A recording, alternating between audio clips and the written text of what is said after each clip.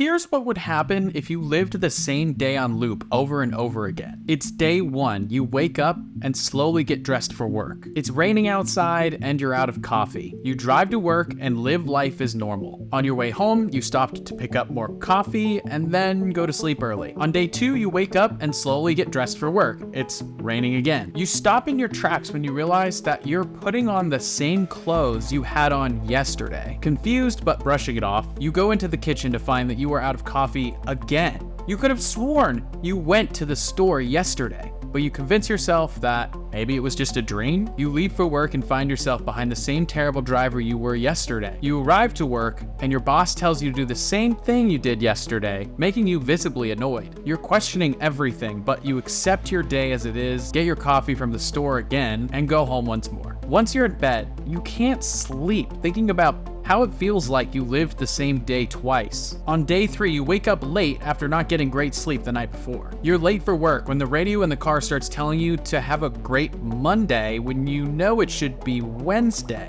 You have a full-blown breakdown realizing that you are in fact living the same day for the 3rd time in a row. You get out of your car in traffic and start banging on people's car windows, trying to confirm that you are not crazy. The police see you and throw you in jail after trying to reason with you, running around the streets screaming. You're distraught and don't know what has happened and what you are to do, and you fall asleep on the prison cell floor. You wake up on day 4 from your bed again, not in a prison cell. You started to accept that you are in a time loop. You wonder if yesterday's chaos never happened, are there really any consequences? You decide in good fun to call your boss and tell him how awful of a human he is, which gets you fired. But you don't care, because tomorrow it's gonna go back to normal. You tell your best friend what's happening, but they don't understand and become concerned about your mental health. You realize that you are alone in this reoccurring nightmare and get depressed. On day 5, you sleep in and start stealing from stores, having no fear of a prison cell anymore. On day 6, you don't have any of the stuff you stole anymore, so you decide to steal a sports car and go wild. By day 7, you actually realize you can do anything you want and start taking advantage of your newfound superpower. You eat all the most unhealthy but tasty food you can find since you don't have to worry about being fat tomorrow. 10 days in, you decide to ask your crush out on a date. You've been terrified to do this, and they end up rejecting you, but at least you have another chance tomorrow. 20 days in, you start studying the daily events happening. 21 days in, you win the lottery, totally and completely randomly. You give the winning ticket to a homeless person on the street, knowing the happiness it will bring, even if it's just for the day. On day 28, you get bored and see how far you can drive until you get tired. You end up driving for over 1,500 miles. After 35 days, you rob a bank just for the fun of it to see if you can do it. You can't keep the money anyways. After 50 days, you ask your crush out again and get rejected again. After 60 days, you are starting to go crazy.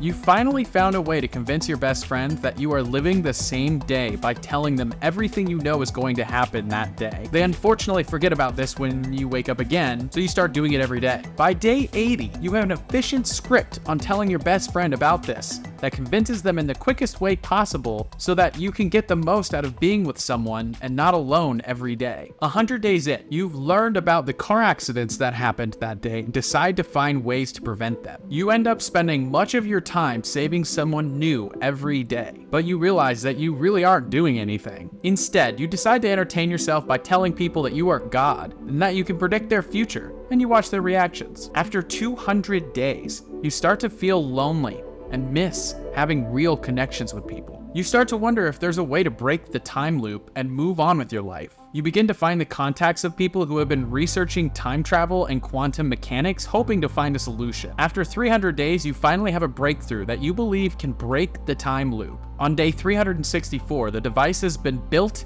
and it's time to try to use this device and successfully break the time loop. It doesn't work. You have been keeping track of the days and realize you're about to hit the 1-year mark, going to bed feeling more hopeless than ever. You wake up on day 365 and it's sunny outside. The time loop is broken and you are back. You have no clue why it was the 1-year anniversary that the time loop was broken, and probably will try to figure this out for the rest of your life. But for now, you're just relieved that you've escaped the prison of time.